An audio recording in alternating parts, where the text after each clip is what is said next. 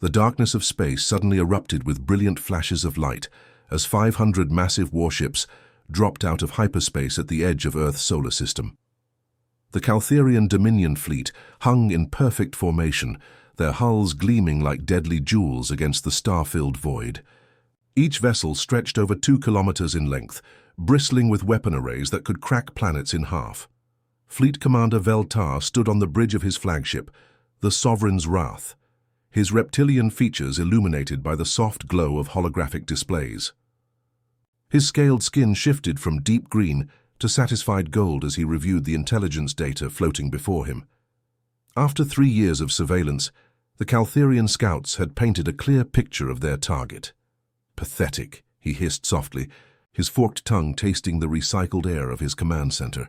The humans were barely capable of reaching their own moon consistently. Their largest spacecraft were primitive chemical rockets that took months to travel between planets. Most amusing of all, they were constantly fighting among themselves over patches of dirt and invisible lines on their world's surface. Sub-Commander Zekra approached from the tactical station, her claws clicking against the metallic floor. "Sir, our deep-range scanners confirm the intelligence reports.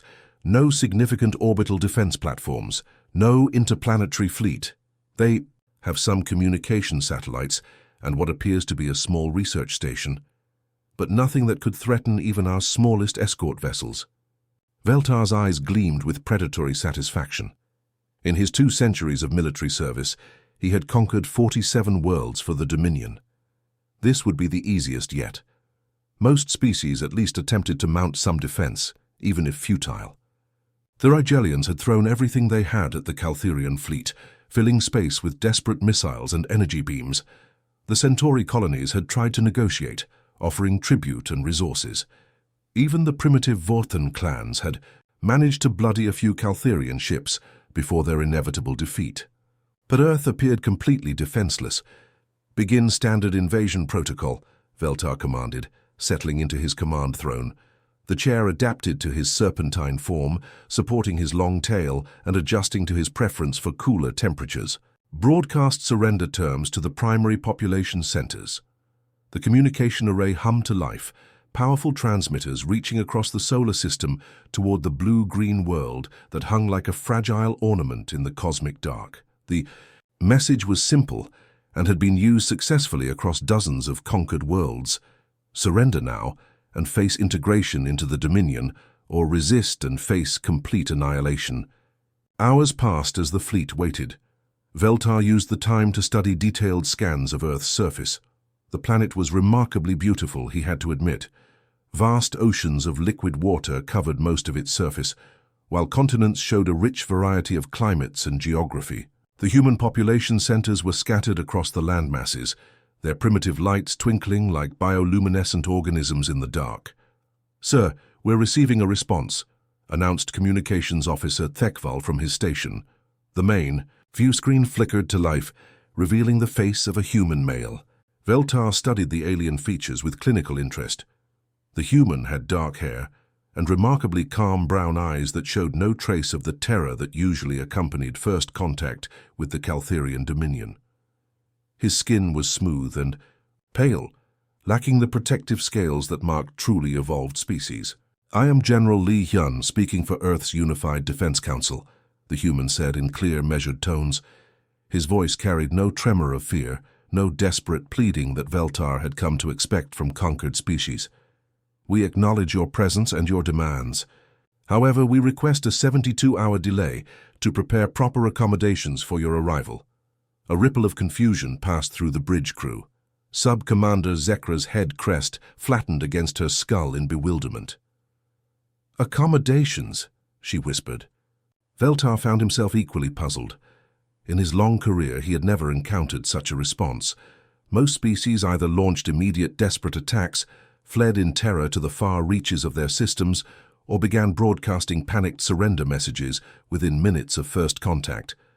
This human was discussing the invasion as if it were a diplomatic visit. Furthermore, General Li Hyun continued, "We would appreciate if you could provide us with your specific requirements regarding landing zones, supply needs, and preferred environmental conditions for your forces." We want to ensure this transition proceeds as smoothly as possible for all parties involved. The bridge fell silent except for the gentle hum of life support systems. Veltar's officers exchanged uncertain glances. In the tactical reports from conquered worlds, they had read about species that tried to buy time with false negotiations, but this felt different. The humans' demeanor suggested genuine preparation rather than desperate stalling. 72 hours, Veltar finally replied, his voice carrying the authority of countless victories. Use this time wisely, humans. Prepare your population centers for integration into the Caltherian Dominion. Resistance will only result in unnecessary casualties. General Li Hyun nodded politely. Understood, Commander. We will use this time efficiently. Earth's population is already being informed of the situation. We will contact you again in 72 hours, with our preparations complete. The transmission ended, leaving the bridge in puzzled silence. Veltar stared at the now blank view screen, his predatory instincts sending faint warning signals through his consciousness. Something about this interaction felt wrong, but he couldn't identify what exactly troubled him. Maintain fleet position, he ordered finally. Continue passive scanning of the system. I want to know immediately if they attempt any desperate military preparations. As the massive Caltherian fleet settled into position for the 3-day wait, none of them noticed the subtle changes beginning to occur throughout Earth's solar system. Deep beneath the planet's oceans, ancient systems were quietly awakening from their long slumber. The first signs of trouble appeared 18 hours into the waiting period. Subcommander Zekra was reviewing routine sensor sweeps when her displays began showing readings that made no sense. Energy signatures were blooming across Earth's surface like flowers opening to sunlight. But these weren't the desperate power-ups of primitive weapons systems. These were something else entirely. "Sir, you need to see this," she called to Veltar, her voice tight with confusion. The fleet commander slithered over to her station, his massive form casting shadows across the tactical displays. What he saw made his blood run cold. Across Earth's northern hemisphere, massive energy readings were appearing and disappearing in coordinated patterns. The power levels were far beyond anything their intelligence had suggested humans were capable of producing. "Run a full diagnostic on the sensors," Veltar ordered. "These readings are impossible." But the diagnostics came back clean. The sensors were working perfectly, which meant the impossible was actually happening. Across Earth's surface, power signatures equivalent to small stars were flickering to life, running through what appeared to be system checks, then going dark again. Science Officer Kreltik approached with a datapad, his forearms trembling slightly. "Commander, I've been monitoring the human population movements. They're evacuating their major cities, but not in panic. This is organized military movement on a scale I've never seen." Veltar studied the footage from their surveillance drones. Instead of the chaotic fleeing typical of doomed civilizations, humans were moving with clockwork precision. Massive transport vehicles carried civilians away from urban centers in orderly convoys. Military units took positions with the efficiency of soldiers following long-practiced drills. "How is this possible?" Zekra whispered. "Our intelligence reports showed them as barely capable of planetary unity." The answer came from their communications intercept station. Operator Vexmal had been monitoring human transmissions and had detected something that made his scales stand on end. "Sir, I'm picking up encrypted communications using quantum entanglement networks. The humans have instant communication across their entire planet." Veltar felt his confidence beginning to crack. Quantum entanglement communication was technology the Caltherian Dominion had only mastered within the last century. How could a primitive species possess such advanced systems? But that was only the beginning. Deep beneath Earth's oceans, their long-range sensors detected movement that defied explanation. Massive metallic structures were rising from oceanic trenches that should have been empty. According to their reconnaissance data, these weren't submarines or underwater cities. They were something far larger and more complex. "Sir, I'm reading structures the size of cities emerging from the Pacific Ocean floor," reported the sensor operator, his voice barely above a whisper. "They're covered in weapon ports and shield generators." Veltar stared at the tactical display as it updated with new contacts. Dozens of massive installations were rising from the depths, their surfaces bristling with technology that made Caltherian warships look primitive by comparison. Each structure was easily 5 kilometers across and heavily armored. The intercepted human communications became even more disturbing. Fragments of conversation spoke of Protocol 7 and asset activation, in tones that suggested these weren't desperate last-minute preparations, but the execution of long-established plans. Most chilling were the references to something called the Sleeper's End. The humans spoke of it with a mixture of reverence and grim determination that sent cold shivers down Veltar's spine. 3 kilometers beneath the Korean peninsula, General Lee Hyun stood in a command center that hadn't seen active use for 8 centuries. The vast underground facility hummed with renewed life as ancient systems awakened from their long slumber. Holographic displays showed tactical information from across the solar system, updating in real time through quantum communication networks that the aliens had no idea existed. "Status report," Lee Hyun requested, his calm voice carrying easily across the bustling command center. Park Min-ho looked up from his engineering station, his young face serious, despite the magnitude of what they were accomplishing. "All Continental defense platforms are online and running diagnostics. The power grid is stable across all networks." Kim Sora coordinated fleet movements from her tactical station, her fingers dancing across holographic controls. Admiral Yoon's deep space fleet is in position behind the asteroid belt. They remain cloaked and undetected. Lieutenant Colonel Choi Jun-soo managed communications with military units worldwide. Ground forces have completed civilian evacuation. Protocols. All population centers are clear and protected, but it was Commander Yoon Nari who delivered the most significant update. All deep ocean platforms are online and fully operational. Lunar installations are powering up on schedule. The Mars outposts are also awakening. Lee Hyun nodded as he studied the tactical display that showed the alien fleet positioned exactly where their ancestors had predicted invaders would arrive. The Caltherian ships hung in space like sitting ducks, completely unaware of the trap they had flown into. "Signal all stations," Lee Hyun commanded. "Begin Phase 2. Across Earth's surface and throughout the solar system, installations that had been dormant for 800 years began their final preparations. On the moon's far side, massive weapon platforms emerged from beneath fake craters. In the asteroid belt, human warships powered up their engines and weapon systems. Even Mars, which the aliens had dismissed as an empty world, revealed hidden bases bristling with defensive installations. Back on the Caltherian flagship, Veltar watched his tactical displays with growing horror as new contacts appeared throughout the solar system. What had seemed like an empty, defenseless system was revealing itself to be the most heavily fortified region of space he had ever encountered. "Sir," Zekra whispered, "I don't think we're invading a primitive world. I think we've stumbled into something far more dangerous." Veltar's reptilian features had gone pale with fear. "Send a message to the Dominion. Tell them we may have encountered something unexpected." But when his communications officer tried to transmit, nothing happened. The humans had activated jamming fields that blocked all long-range communications. The Caltherian fleet was completely cut off from the rest of their empire. They were alone, trapped in a web they were only beginning to understand. The 72 hours expired at exactly dawn, Earth Standard Time. Veltar had grown tired of waiting and decided to demonstrate Caltherian superiority through overwhelming force. His fleet of 500 warships descended through Earth's atmosphere in perfect attack formation, their hulls glowing red-hot as they cut through the thin air like burning spears. "Target the major population centers," Veltar commanded from his flagship's bridge. "Standard shock and awe bombardment. Make it spectacular." The Caltherian fleet had perfected this tactic across dozens of conquered worlds. Massive energy beams would lance down from the sky, turning cities into smoking craters within minutes. The psychological impact was just as important as the physical destruction.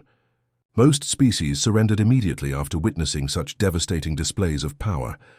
Brilliant streams of plasma energy erupted from the alien warships, painting the sky in deadly shades of crimson and gold. The beams were powerful enough to melt through solid rock, capable of turning entire city blocks into pools of molten glass.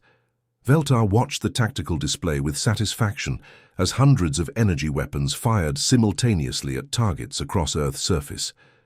But something impossible happened. The beams simply vanished. What?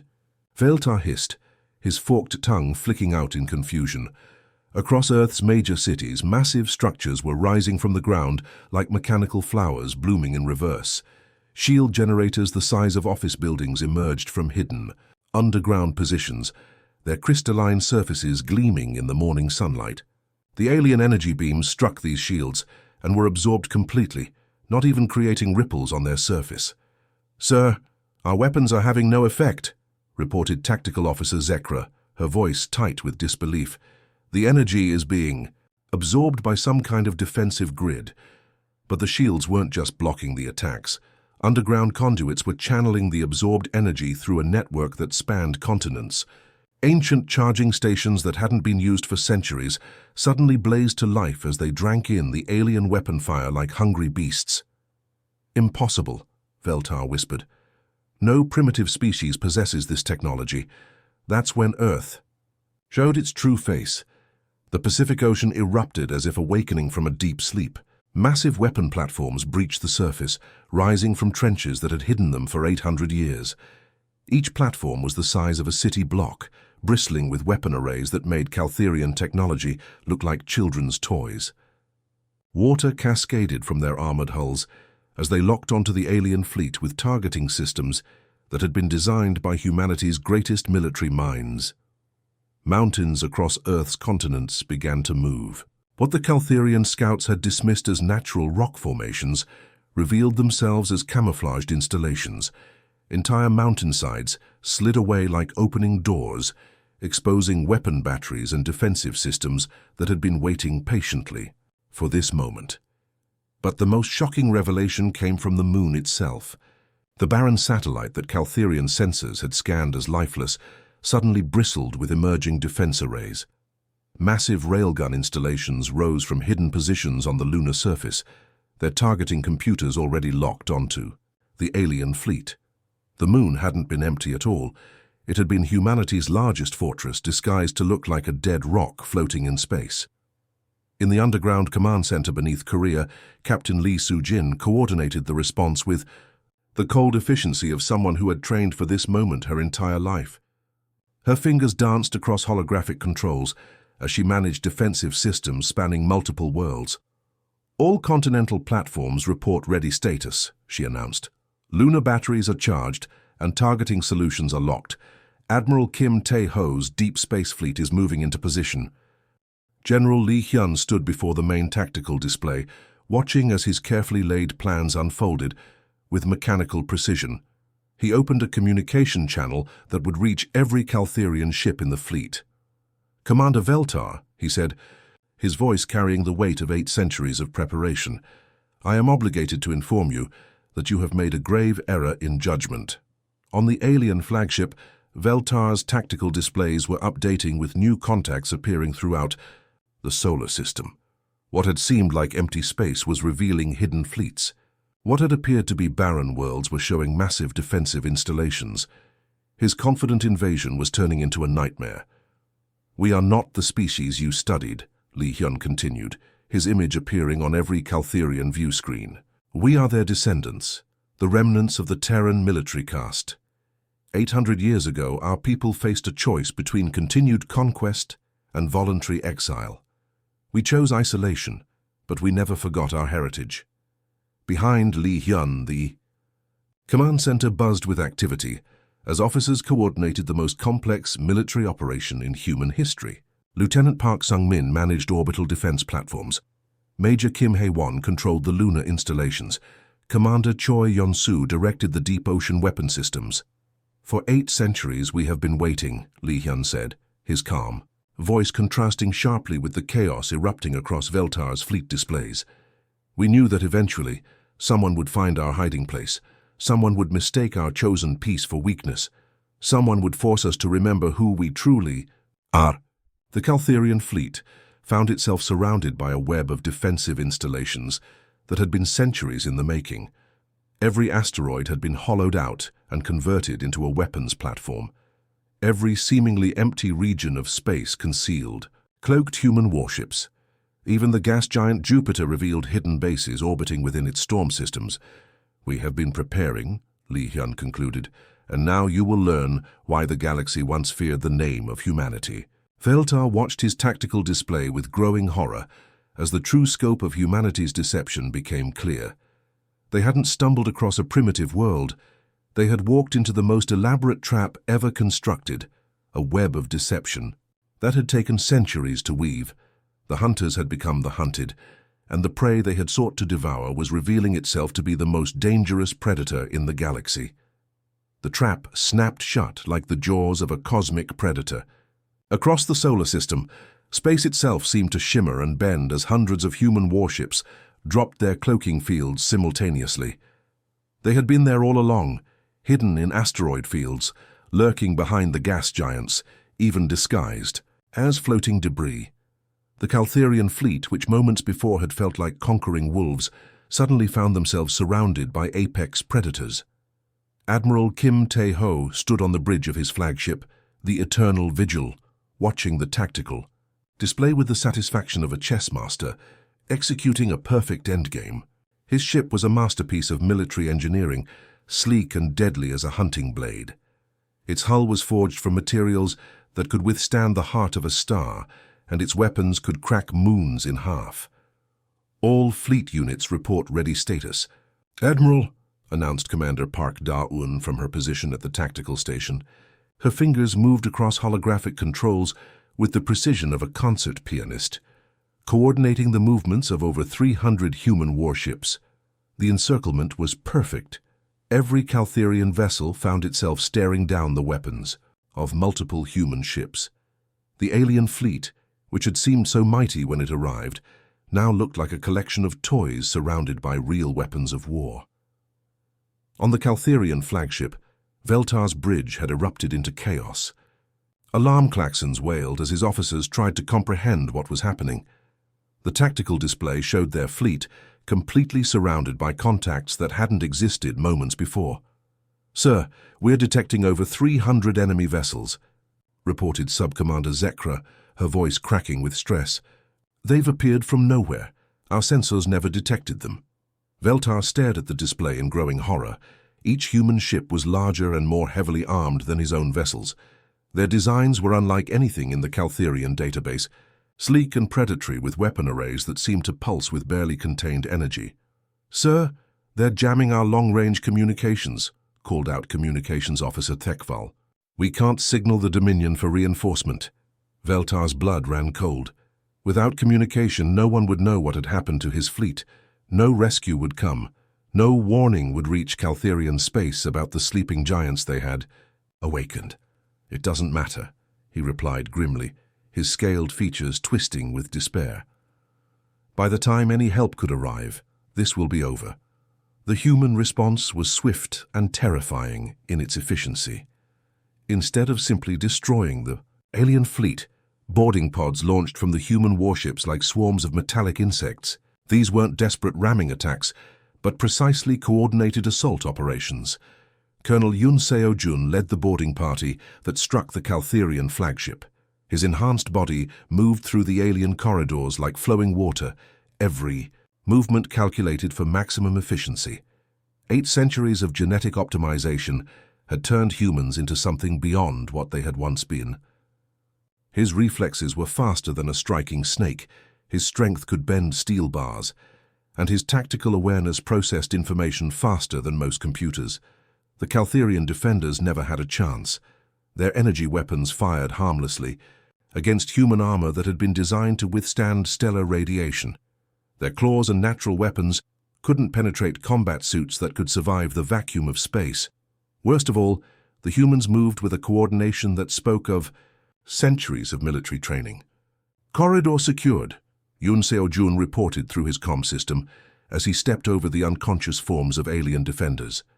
His weapon had stunned rather than killed, showing a level of restraint that somehow made the humans even more terrifying. Behind him, Sergeant Major Lee Ji-hai coordinated the systematic capture of the ship's critical systems. Her team of specialists moved through the vessel like surgeons, taking control of life support, navigation, and weapons with surgical precision. Engineering. Secured, she reported. Navigation is under our control. Their weapon systems are offline. The same scene played out across the entire Caltherian fleet. Human boarding parties swept through alien ships with the efficiency of a well-oiled machine. The aliens found themselves facing opponents who seemed to anticipate their every move, who struck with precision that left no room for effective resistance. What made it even more unsettling was the humans' obvious restraint. They could have simply destroyed the alien fleet from a distance, turning 500 warships into expanding clouds of debris. Instead, they chose the more difficult path of boarding and capturing each vessel intact. Within 3 hours, the mighty Caltherian invasion fleet had been completely subdued. Not a single human life had been lost, while the alien crews found themselves prisoners aboard their own ships. The humans had demonstrated a level of military superiority that was both impressive and deeply frightening. On the bridge of the Eternal Vigil, Admiral Kim Tae-ho reviewed the operation's results with quiet satisfaction. "All enemy vessels secured, Admiral," reported Commander Park Da-yoon. "Casualties on our side 0. Alien casualties minimal. We have successfully captured their entire fleet intact." The humans had shown themselves to be efficient in their violence, but not wasteful with life. They fought like professional soldiers, not bloodthirsty conquerors. This restraint, paradoxically, made them more terrifying than any brutal alien. Empire. Back on the Caltherian flagship, Veltar sat in his command chair like a broken creature. His mighty fleet had been neutralized so quickly and efficiently that it seemed almost like a training exercise. The humans hadn't just defeated them, they had made it look effortless. Colonel Yoon Seo-jun entered the bridge, his armored form towering over the defeated alien commander. "Commander Veltar, you and your crews are now prisoners of the Terran Defense Force. You will be treated according to the Galactic Conventions of War." Veltar looked up at the human warrior with eyes filled with a mixture of fear and grudging respect. "What are you going to do with us?" The human's helmet retracted, revealing a face that was surprisingly young, but marked with the confidence of someone who had never known defeat. "That depends on how quickly you learn to listen." Commander Veltar sat in what had once been his own detention cell, watching through the transparent walls as human technicians swarmed over his flagship like industrious insects. The modifications they were making to his ship were both beautiful and terrifying. Every system was being upgraded, enhanced and reprogrammed with technology that made Caltherian engineering look primitive. The humans worked with silent efficiency, their enhanced bodies moving in perfect coordination. They installed new communication arrays, upgraded the weapon systems, and most disturbing of all, integrated artificial intelligence cores that seemed to think and adapt in real time. His proud warship was being transformed into something far more dangerous than it had ever been under his command. "Fascinating, isn't it?" a voice said behind him. Veltar turned to see General Lee Hyun materializing as a hologram in the detention area. The human's image was so clear and detailed that it seemed like he was actually standing there. The other captured Caltherian officers gathered around, their scaled faces showing mixtures of fear and curiosity. "What are you doing to our ships?" Veltar asked, trying to keep his voice steady. "Improving them," Lee Hyun replied with a slight smile. "Your vessels were well built but limited by your technology. We're giving them upgrades that will serve our purposes better." Through the transparent walls, Veltar could see his weapons. Officer Zekra being escorted past by human guards. She looked unharmed but deeply shaken. The humans had treated their prisoners with professional courtesy, providing proper food, medical care and living conditions that met galactic standards for prisoners of war. "Commander Veltar," Lee Hyun continued, "you and your surviving crew will be returning to Caltherian space. Your ships will serve as a message to your people and any other species with similar ambitions." Veltar felt his blood turn cold. What message? That Earth is not a target. Earth is a guardian. Lee Hyun's expression remained calm, but his eyes held depths that spoke of centuries of military tradition and hard-won wisdom. We ended our age of conquest long ago, when we chose exile over empire. But we never forgot our original purpose, to stand watch against those who would prey upon the innocent. The hologram gestured, and the walls became transparent, showing Veltar the full scope of what the humans were doing. His entire fleet was being modified simultaneously. Massive construction platforms had emerged from hidden positions throughout the solar system, surrounding each Caltherian vessel with mechanical arms and fabrication units that worked around the clock. Your ships are being equipped with the most advanced communication systems in the galaxy, Li Hyun explained. Quantum entanglement networks that will allow instant communication across any distance. They will carry our message to every corner of known space. Veltar watched in fascination and horror as his flagship's hull was being inscribed with symbols and designs that seemed to shift and change as he looked at them. The markings were both beautiful and ominous, clearly conveying a message of power and warning to anyone who saw them. But more than that, Li Hyun continued, your ships are being upgraded with defensive systems that will make them nearly indestructible. We want to ensure our message reaches its destination, regardless of what obstacles it might encounter along the way. 3 days later, the modified Caltherian fleet prepared to depart Earth's solar system. The ships looked similar to their original forms but carried subtle changes that spoke of immense power. Their hulls gleamed with new armor plating that could withstand stellar radiation. Their weapon arrays had been replaced with communication equipment and defensive systems that made them mobile fortresses. Veltar stood on his own bridge, but he was no longer in command. Advanced artificial intelligence systems had taken control of the ship's navigation and operations. The AI spoke in a calm, pleasant voice that somehow made its absolute authority even more unsettling. Departure in 30 minutes, Commander Veltar, the AI announced. All systems are functioning within normal parameters. Estimated travel time to Caltherian space, 14 days. As the fleet prepared to leave, something remarkable happened throughout Earth's solar system. The massive weapon platforms that had risen from the ocean depths began to sink back beneath the waves. Shield generators retracted into their underground housings like flowers closing at nightfall.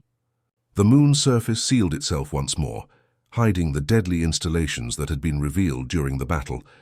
Within hours, Earth appeared exactly as it had before the invasion began. Primitive communication satellites orbited the planet. The small research station continued its quiet work. To any outside observer, it would seem like nothing had changed. The sleeping giant had returned to its slumber, leaving no trace of the incredible power it had displayed. In his underground command center, General Li Hyun watched the last of the alien fleet disappear into hyperspace. Around him, officers like Major Park Hae-won and Captain Kim Young-soo began the careful process of returning their ancient systems to standby mode. "Think they'll heed the warning?" asked Colonel Choi Min-ki as he powered down the Continental. Defense grids, Li Hyun considered the question while studying the tactical display that showed their solar system once again empty of threats. The modified Caltherian ships were already broadcasting their message to every inhabited system they passed, spreading the word about Earth's true nature. "Some will listen," he replied thoughtfully. "The wise ones will understand that there are some sleeping giants better left undisturbed. But others—" he paused, then smiled grimly. "Others will see our restraint as weakness. They'll convince themselves that we're bluffing, or that they can succeed where the Caltherians failed." The command center lights began to dim as the installation prepared to return to its 800-year slumber. Holographic displays flickered off one by one. The quantum communication networks went silent. Soon the only sounds would be the gentle hum of minimal life support systems. "When they come," Li Hyun concluded, "we'll be ready. We always are." Above them, humanity continued its chosen existence as apparent primitives on a backwater world. They went about their daily lives, content to let the galaxy believe they were harmless. Children played in parks, students attended schools, and families gathered for meals, all while sleeping above the most sophisticated military installation ever constructed. They were guardians, not conquerors, protectors, not aggressors. But they remained, as they had always been, very good at their job. The message would spread throughout the galaxy, carried by the modified Caltherian fleet. Earth was not a target to be conquered. It was a guardian to be respected, a sleeping giant that preferred peace but had never forgotten how to wage war. And in the depths of space, other ambitious species would have to decide whether they were wise enough to heed the warning. The end.